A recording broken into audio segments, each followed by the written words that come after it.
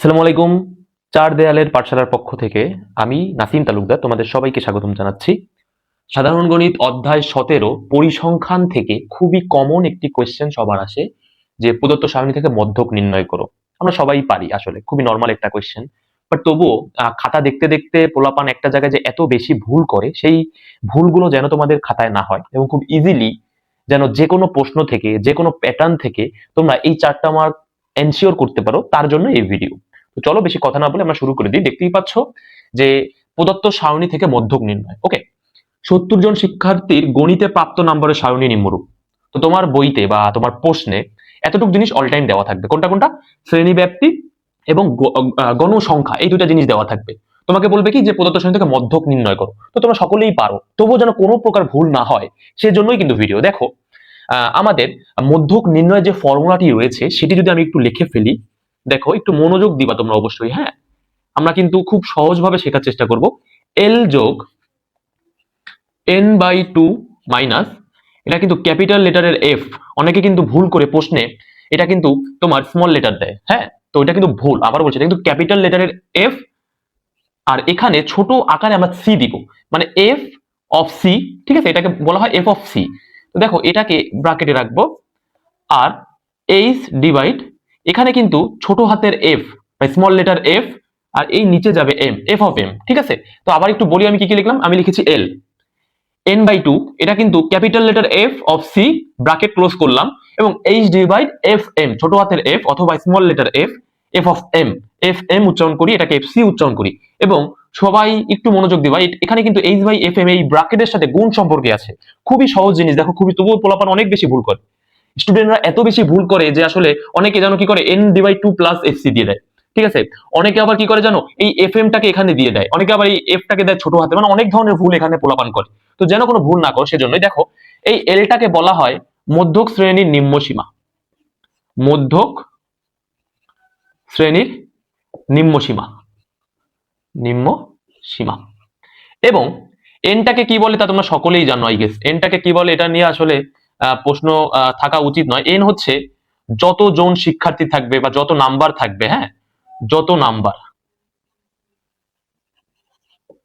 বা পরিমাণ। ঠিক আছে, যত নাম্বার বা পরিমাণ, এটা হচ্ছে N.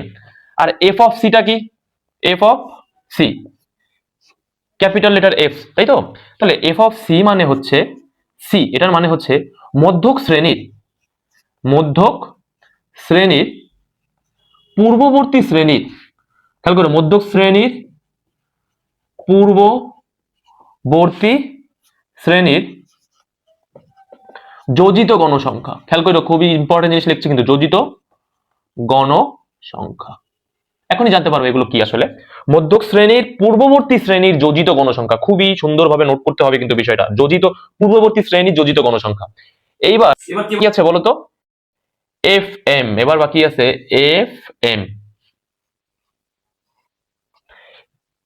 F M, F M মানে হচ্ছে মধ্যক শ্রেণীর শুধু গণসংখ্যা। খেয়াল করো, মধ্যক শ্রেণীর গণসংখ্যা। আর এখানে কিন্তু মধ্যক শ্রেণীর পূর্ববর্তী শ্রেণীর, পূর্ববর্তী শ্রেণীর যোজিত গণসংখ্যা, শুধু গণসংখ্যা কিন্তু নয়, মধ্যক শ্রেণীর, মধ্যক শ্রেণীর গণসংখ্যা। তো দেখো, সূত্র জানতে পারলা তুমি, মধ্যক নির্ণয়ের একটা ফর্মুলা আছে। এবং এই এইচ, এইচ মানেও তোমরা আশা করি জানো, তবুও আমি লিখে দিতে চাই যেন তোমরা এটা নোট করে ফেলো। এইচ মানে হচ্ছে শ্রেণী ব্যাপ্তি। কি বলতো? এইচ মানে হচ্ছে আমাদের শ্রেণী ব্যাপ্তি। এবার খেয়াল করো, প্রত্যেকটা অংশের মানে কি আমরা জানি, কিন্তু আসলে প্র্যাকটিক্যালি আমরা জানি না। আমরা মুখস্থ করতে পারি যে আচ্ছা এল মানে কি মধ্যক শ্রেণীর নিম্ন সীমা, আচ্ছা এফ অফ সি মানে কি মধ্যক শ্রেণী পূর্ববর্তী শ্রেণী যোজিত গণসংখ্যা, বাট এগুলো সম্পর্কে আমার কোনো আইডিয়া নেই, বা যদি না থাকে তাহলে আমরা একটু দেখে নিই। সেটা হচ্ছে কি, মধ্যক শ্রেণী। নতুন একটা শব্দ আমাদের কাছে, কি বলতো? মধ্যক শ্রেণী। মধ্যক শ্রেণীটা আসলে কি এটা আমাদের চিনে বের করতে হবে এখান থেকে। এখানে অনেকগুলো শ্রেণী আছে না, দেখো তো, এই একটা শ্রেণী, এই একটা শ্রেণী, 3 4 5 6 7টা শ্রেণী আছে আমি দেখতে পাচ্ছি, তাই না? বাট আমার তো বের করতে হবে মধ্যক শ্রেণীটাকে, সেটা নিয়েই তো আমার যাবতীয় এই সকল খেলা, তাই না? তাহলে মধ্যক শ্রেণীটাকে তোমার চিনতে হবে। এবং আরেকটা জিনিস এখানে কিন্তু আমি খেয়াল করছি, দেখো, মধ্যক শ্রেণীর পূর্ববর্তী শ্রেণীর যোজিত গণসংখ্যা। তার মানে আরেকটা জিনিস তুমি জানতে পারলা, সেটা হচ্ছে যোজিত গণসংখ্যা, একটা বিষয় তোমার সামনে এসেছে, এটার মানে তোমার জানতে হবে। আবার দেখো, মধ্যক শ্রেণীর গণসংখ্যা, গণসংখ্যা মানে কি তুমি তো বুঝতেছো, যোজিত গণসংখ্যা জিনিসটা তোমার একটু জানতে হবে। দেখো, এতটুকু যদি পরীক্ষা হলে দেওয়া থাকে, তোমার একটা সারণী বানাইতে হবে, যে সারণীতে পরীক্ষায় বা প্রদত্ত অংশটুকু থাকবে এবং পাশে আরেকটা বক্স তুমি করবা বা একটা কলম তুমি করবা, যেই কলমে তুমি বের করবা এই যে যোজিত গণসংখ্যা আমরা উল্লেখ করছি না, এই যোজিত শব্দটা এসেছে মূলত ক্রমযোজিত থেকে। কোনটা থেকে বলতো? ক্রমযোজিত শব্দ থেকে। তাহলে শ্রেণীব্যাপ্তি থাকবে, গণসংখ্যা থাকবে, আমরা বের করবো ক্রমযোজিত গণসংখ্যা। খেয়াল করো, তাহলে আমি এখানে এখানে আমি হেডলাইন দিচ্ছি যে যোজিত গণসংখ্যা। খেয়াল করো, তোমাদেরও কিন্তু এই সুন্দর একটা চার্ট বা সারণী কিন্তু অবশ্যই আঁকাইতে হবে যখন তোমরা মধ্যক নির্ণয় করবে। এই দুটো জিনিস দেওয়া থাকবে এবং ক্রমযোজিত গণসংখ্যাটা তোমার বের করতে হবে। তো ক্রমযোজিত নিয়মটা কি? নিয়মটা হচ্ছে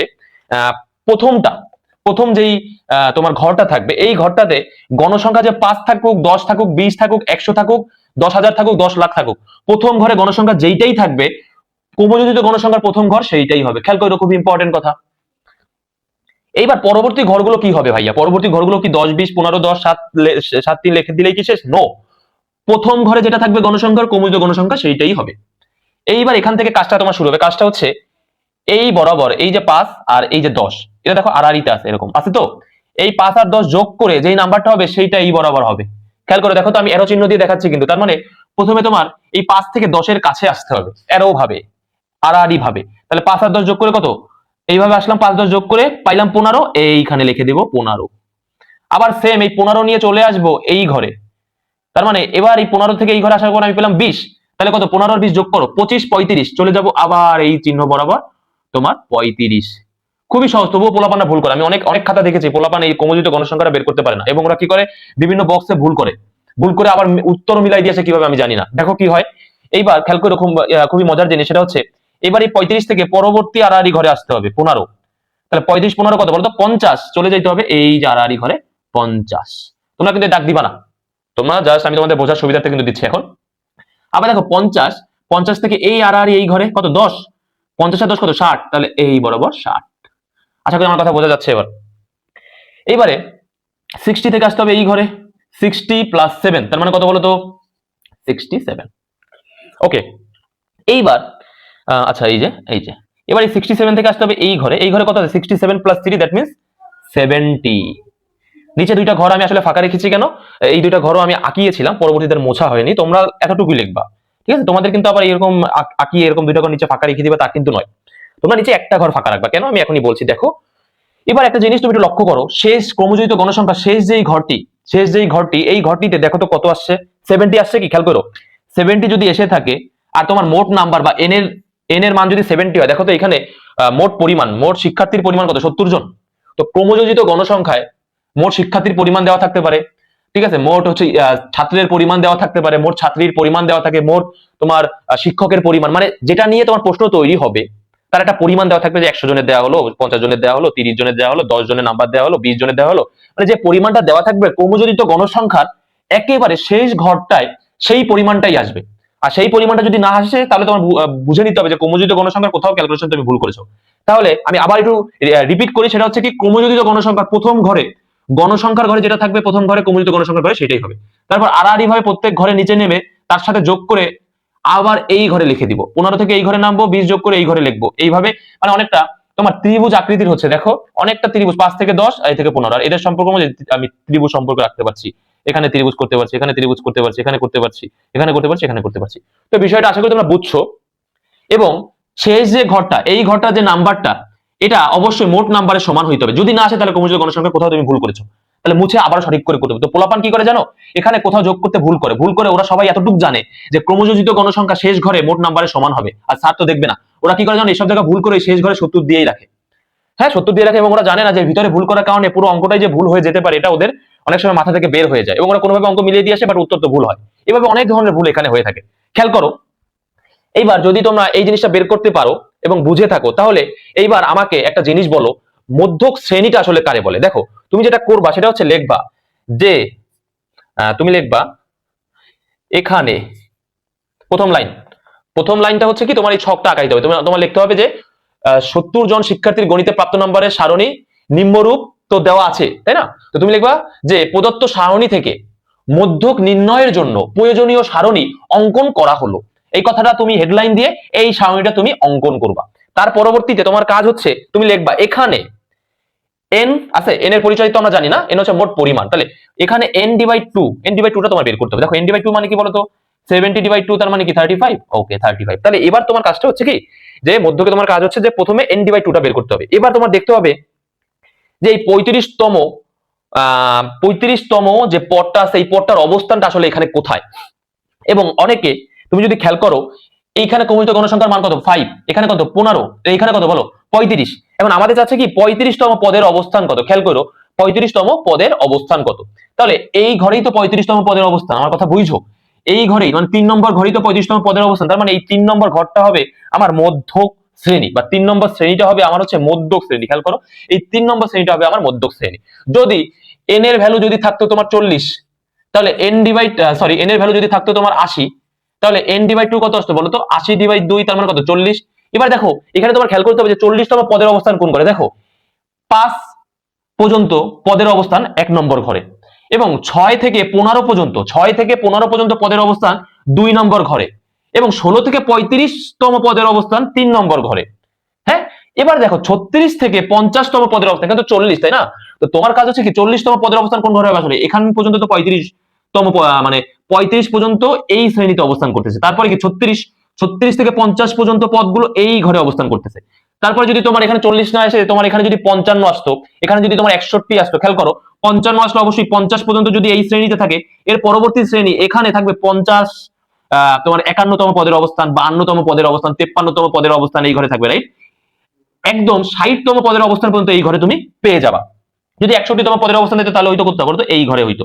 তো দেখো তোমার কাজ হচ্ছে কি n ডিভাইড 2 বের করা, এবং n ডিভাইড 2 এর ক্যালকুলেশনে যে অ্যানসারটা আসবে, যেটা আসবে সেটা কোন ঘরে অবস্থান করছে ওই ঘরটাই হচ্ছে আমার মধ্যক শ্রেণী, বা যেই ঘরে অবস্থান করছে বা যেই শ্রেণীতে অবস্থান করছে ওই শ্রেণীটাই হচ্ছে আমাদের মধ্যক শ্রেণী। খেয়াল করো তাহলে এই শ্রেণীটা হচ্ছে আমাদের মধ্যক শ্রেণী। তাহলে তুমি মধ্যক শ্রেণী কি পাইলা বলো তো? অতএব তুমি লিখবা 35তম পদের অবস্থান কততম শ্রেণীতে বলো তো, 61 থেকে 65তম শ্রেণীতে। এই কথাটার সাথে আমরা সবাই একমত, রাইট? যদি এই কথাটা আমরা বুঝে থাকি, এখন মধ্যক শ্রেণীতে দুইটা সীমা আছে। দেখো এটা হচ্ছে নিম্ন সীমা, এটা হচ্ছে উচ্চ সীমা। খেয়াল করো এটা নিম্ন সীমা, এটা উচ্চ সীমা, প্রত্যেক লাইনে এটা নিম্ন সীমা, এটা উচ্চ সীমা, এটা নিম্ন সীমা, এটা উচ্চ সীমা। তাহলে মধ্যক শ্রেণীতে এটা নিম্ন সীমা, এটা উচ্চ সীমা। এখন তোমার কি লাগবে দেখো, এল এর ভ্যালু তোমার প্রয়োজন। এল মানে কি বলো তো, মধ্যক শ্রেণীর নিম্ন সীমা। এল মানে কি বলো, মধ্যক শ্রেণীর নিম্ন সীমা। তাহলে এল ইজ ইকুয়াল টু, তুমি নিম্ন সীমা কত বলো 61, লিখলা। এইবার n ডিভাইড 2 তো তুমি বের করছোই অলরেডি 35। এইবার তোমরা যে জিনিসটা অল টাইম প্রত্যেকটা পোলাপান ভুল করো, এফসি আর এফএম নির্ণয় করতে যে এখান থেকে পোলাপান নাকানি চোবানি খেয়ে যাও একেবারে। এইচ মানে তো শ্রেণীব্যাপ্তি, আর এখানে শ্রেণীব্যাপ্তি কত বলো তো, এখানে শ্রেণীব্যাপ্তি কিন্তু 5। এখানে শ্রেণীব্যাপ্তি কত বলো, এখানে শ্রেণীব্যাপ্তি হচ্ছে 5। তো এটা আমরা সকলেই বুঝতেছি যে শ্রেণীব্যাপ্তি 5। তাহলে আমি এখানে লিখে দিচ্ছি যে এইচ ইকুয়াল 5। বাট আমাদের সবচেয়ে ইম্পর্টেন্ট যে দুটো জিনিস বের করতে হবে, এফ সি এবং এফ এম, এই দুটো জিনিস বের করলে আমরা ক্যালকুলেশন করে আনসার বের করতে পারবো। তো তোমরা যেটা করবা সেটা হচ্ছে, তোমাদের একটু মনে রাখার জন্য আমি বলি, দেখো এইখানে যে এম শব্দটা দেখতে পাচ্ছ তুমি, এম, আর এখানে কি আছে সি। এবার দেখো তুমি এই এম কে মনে মনে তুমি কল্পনা করবা এম মানে মধ্য, কি বললাম বলো তো, এম মানে মধ্য, আর সি মানে তুমি কল্পনা করবা ক্রমযোজিত। ক্রমযোজিত শব্দটা কি সি থেকে আসছে বলো তো, সি। হ্যাঁ, ক্রমযোজিত শব্দটা হচ্ছে তোমার কন্টিনিউয়াস শব্দ থেকে আসে, তো সেখানে সি থেকে আমরা এই শব্দটা নিচ্ছি। তাহলে আমরা কি বলবো যে তোমার সি, এই সির সাথে আমরা ক্রমযোজিত শব্দটা অ্যাড করতে পারছি যে ক্রম সি থেকে আসে, আর এখানে অলরেডি গায়ে আছে সি। তাহলে এফসি মানে কি বলো, মধ্যক শ্রেণীর পূর্ববর্তী শ্রেণী যোজিত গণসংখ্যা। তার মানে এখানে ক্রমযোজিত গণসংখ্যা শ্রেণী তো এইটা। তাহলে এফসি মানে কি বলতো, ক্রমযোজিত গণসংখ্যা থেকে নিতে হবে এফসিটা, আর এফএম টা নিতে হবে কোথা থেকে বলতো, শুধু গণসংখ্যা থেকে। দেখো তো এখানে লিখে রেখেছি এফএম মানে কি মধ্যক শ্রেণীর গণসংখ্যা, আর এফসি মানে কি মধ্যক শ্রেণীর পূর্ববর্তী। এই কথাটা পরে আমি উচ্চারণ করছি, আগে আমি এটা তো বুঝছি যে এফসি মানে আমার ক্রমযোজিত গণসংখ্যা বোঝাচ্ছে, আর এফএম মানে মধ্যক শ্রেণী বা সাধারণ গণসংখ্যা বোঝাচ্ছে। দেখো এই যে সাধারণ গণসংখ্যা বোঝাচ্ছে, তাই না? তাহলে এবার তোমার মাথায় রাখতে হবে যে এম মানে হচ্ছে মধ্যক শ্রেণী এবং মিডিল শ্রেণী। খেয়াল করো এম দিয়ে তুমি এটাও মনে রাখবা যে মধ্যক শ্রেণী এবং মিডিল শ্রেণী। মিডিল শ্রেণী মানে জাস্ট তোমার উপমা অর্থে তুমি মনে রাখবা, যেন পরীক্ষা হলে তোমার ভুল না যায়। এম মানে কি মনে রাখবা বলো, এম মানে তুমি মনে রাখবা মধ্যক শ্রেণী, পাশাপাশি তুমি মনে রাখবা মিডিল শ্রেণী। মিডিল মানে কি মধ্য, বলো তো মধ্যে। দেখো তো এই তিনটা অংশের মধ্যে বা তিনটা ঘরের মধ্যে কোন ঘরটা মধ্যে বলো তো, গণসংখ্যার ঘরটা মধ্যে না, এজন্য তুমি মনে রাখবা মধ্যক শ্রেণী অথবা মিডিল শ্রেণী। এই মিডিল শ্রেণীতে আমি কি বুঝাচ্ছি বলতো, যে আমি যে গণসংখ্যাটা নিব এটা তো আমার মধ্যক শ্রেণী, রাইট? এই যে মধ্যক শ্রেণী এটা আমার, তো এই মধ্যক শ্রেণীর গণসংখ্যাই হচ্ছে আমার এফ এম। এই যে এফ এম মধ্যক শ্রেণী গণসংখ্যা, তার মানে এই 20 হচ্ছে আমার এফ এম। খেয়াল করো 20 হচ্ছে আমার এফ এম। আর এফসি টা কিভাবে বের করবা, এফসি মানে কি বলো, মধ্যক শ্রেণী। এটা হচ্ছে তোমার মধ্যক শ্রেণী, মধ্যক শ্রেণীর পূর্ববর্তী শ্রেণী, দ্যাট মিন্স এই শ্রেণী, এটা তো মধ্যক শ্রেণী পূর্ববর্তী শ্রেণী নাকি? আমার কথা কি বুঝলা? এটা হচ্ছে মধ্যক শ্রেণী, আর মধ্যক শ্রেণী পূর্ববর্তী শ্রেণী হচ্ছে এইটা, আর মধ্যক শ্রেণী পরবর্তী শ্রেণী হচ্ছে এইটা। বাট আমার তো তা লাগবে না, আমার লাগবে পূর্ববর্তী শ্রেণী। মানে মধ্যক শ্রেণী পূর্ববর্তী শ্রেণী হচ্ছে এইটা, আর এই পূর্ববর্তী শ্রেণীতে গণসংখ্যা হচ্ছে 10 আর ক্রমযোজিত গণসংখ্যা হচ্ছে 15। খেয়াল করো, তোমার কি লাগবে? মধ্যক শ্রেণী পূর্ববর্তী শ্রেণীর যোজিত গণসংখ্যা। তাহলে এটা হচ্ছে তোমার পূর্ববর্তী শ্রেণী, আর পূর্ববর্তী শ্রেণীর সাধারণ গণসংখ্যা 10 বা শুধু গণসংখ্যা, আর ক্রমযোজিত গণসংখ্যা হচ্ছে 15। তাহলে এফসির ভ্যালু হচ্ছে তোমার 15। মনে কিভাবে রাখবা? সি মানে হচ্ছে ক্রমযোজিত গণসংখ্যা। সি দিয়ে আমি বুঝাচ্ছি ক্রমযোজিত গণসংখ্যা, বা ক্রম শব্দটিতে সি থেকে আসে না। তুমি যদি ইংরেজিতে ট্রান্সলেট করে লেখো, তোমার হচ্ছে কিবোর্ডের সাহায্যে তুমি কি লিখবা? ক্রম শব্দটা তো সি দিয়ে উচ্চারণ হবে, বা সি দিয়ে আগে আসবে সি শব্দটা, তাই না? তাহলে সি মানে হচ্ছে ক্রম, এটা থেকে মনে রাখবা। সি দিয়ে আমি হচ্ছে ক্রমযোজিত গণসংখ্যা থেকে নিব। আর এম মানে হচ্ছে মধ্যক শ্রেণী অথবা মিডিল শ্রেণী, এই যে মধ্যক শ্রেণী অথবা মিডিল শ্রেণী। তাহলে এম তো তুমি নিতে পারলা মধ্যক শ্রেণী বা মিডিল শ্রেণী অথবা গণসংখ্যা থেকে নিবা, আর সি মানে তুমি কোথা থেকে নিবা? ক্রমযোজিত গণসংখ্যা থেকে নিবা। তো আশা করি এই পর্যন্ত বুঝতে কারো কোনো সমস্যা হয়নি, এবং সারা জীবনেও আর কখনো ভুল করো না এফসি আর এফএম নিতে। পোলাপান খুব বেশি ভুল করে। অনেকে কি করে জানো? এই পূর্ববর্তী শ্রেণীর 15 না নিয়ে অনেকে পরবর্তী শ্রেণী 50 নেয়। অনেকে পূর্ববর্তী শ্রেণীর যোজিত গণসংখ্যা না নিয়ে পূর্ববর্তী শ্রেণী শুধু গণসংখ্যা নেয়, মানে নিউমারাল টাইপস অফ ভুল করে, নিউমারাল টাইপস অফ ভুল। তো তোমরা এই টাইপসের ভুল কেউ করবে না।